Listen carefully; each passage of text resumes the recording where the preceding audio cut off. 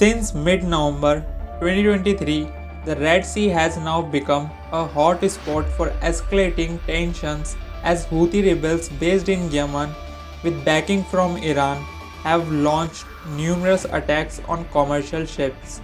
This unrelenting assault has triggered a wave of concern, leading major shipping companies to withdraw from the region, potentially disrupting global supply chains.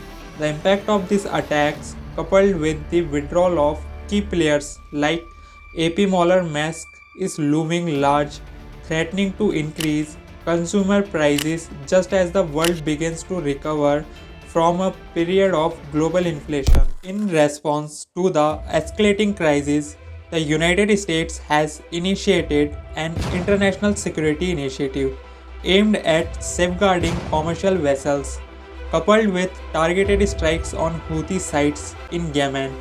However, this intervention has raised fears among experts that it could inadvertently escalate tensions, potentially sparking a wider regional conflict.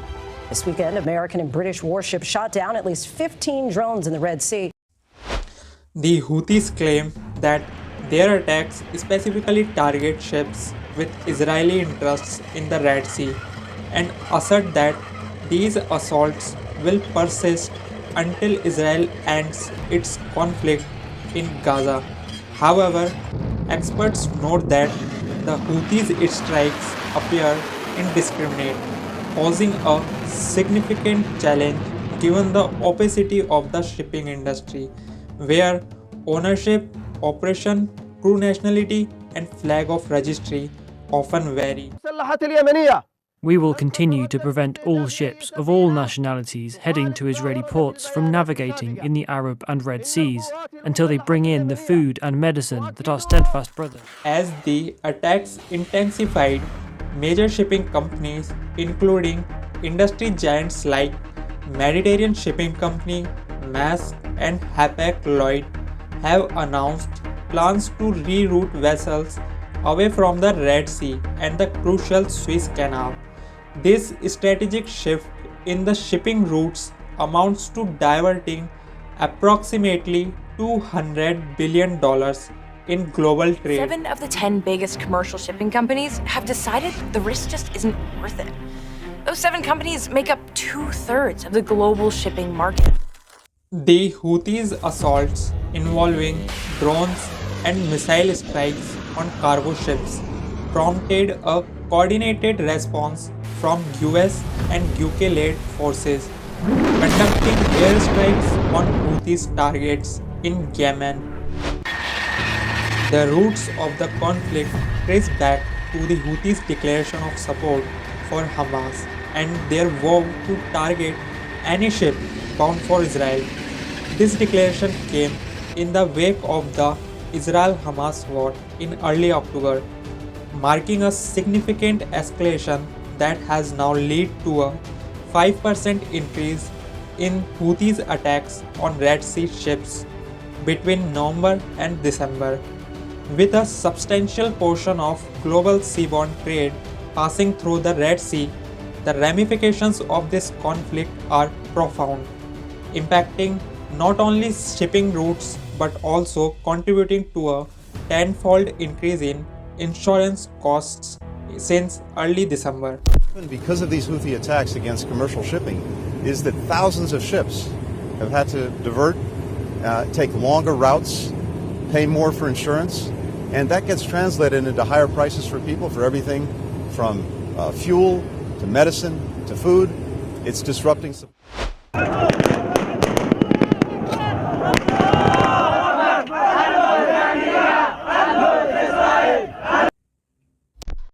The Houthis, formerly known as Ansar Allah, are an armed group originating from the Zaidi sect of Yemen's Shia Muslim minority.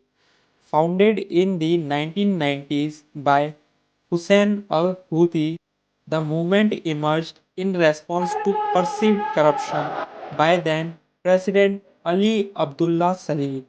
In 2003, Saleh, backed by Saudi Arabia's military, attempted to suppress the Houthi rebels, but they successfully repelled the forces engaged in a civil war since 2014 against Yemen's government, supported by a coalition led by Saudi Arabia and the UAE. The conflict has resulted in approximately 377,000 deaths and displaced 4 million people by early 2022, according to the UN. The Houthis aligned themselves with the Iranian led Axis of Resistance, along with groups like Hamas and the Hezbollah, declaring opposition to Israel, the US, and the broader Western influence. What's sometimes called Iran's axis of resistance. That includes the Assad regime in Syria, militias in Iraq, Hezbollah in Lebanon, and Hamas in Gaza. Drawing inspiration from Lebanon's Shia armed group, that is Hezbollah, the Houthis have received extensive military training and expertise from Hezbollah since 2014. They also view Iran as an ally due to a shared enmity with Saudi Arabia, while Iran is suspected of supplying weapons to the Houthis. Both Iran and the Houthis deny direct involvement in attacks. The US and Saudi Arabia accuse Iran of supplying ballistic missiles used by the Houthis, breaching a UN armed embargo. Controlling significant portion of Yemen, including Sana'a and the north. The Houthis collect taxes, print money, and as of 2010 had an estimated 1 lakh to 1,20,000 followers, comprising armed troops and unarmed supporters, according to the UN Security Council. Our major shipping companies are suspending operations in the Red Sea due to the increased risk. Last month, we've seen a significant increase in the number of Houthi attacks on commercial shipping in the Red Sea. That's putting innocent lives at risk. It's disrupting the global economy, and it's also destabilizing the region. And in that time, we've also seen the single biggest attack on a Navy warship, a British Navy warship, that we've seen in decades. Now, it's clear that that type of behavior can't carry on. One of the world's most crucial trade routes, the Suez Canal, is under threat from Yemeni rebels. The Houthi attacks on shipping routes, particularly in the Red Sea and the state of Bab el-Mandeb, have significant implications for the global economy and trade, with 1/3 of all container traffic flowing through the Red Sea. Any sustained disruption in trade could lead to a ripple effect of higher costs worldwide. The Red Sea is a crucial artery in the global shipping system, and its significance is underscored by the fact that 40% of Asia-Europe trade normally transits through this route.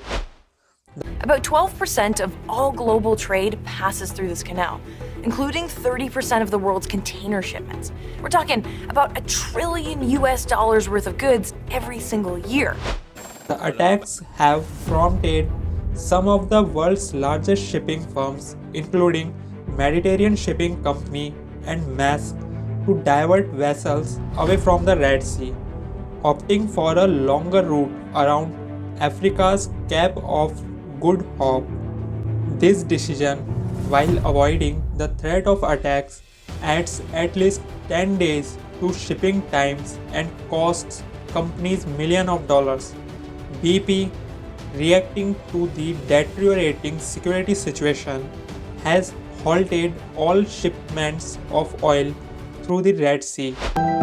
The impact on the global economy is particularly evident in the energy sector, where 12% of seaborne oil and 8% of liquefied natural gas transits the Suez Canal.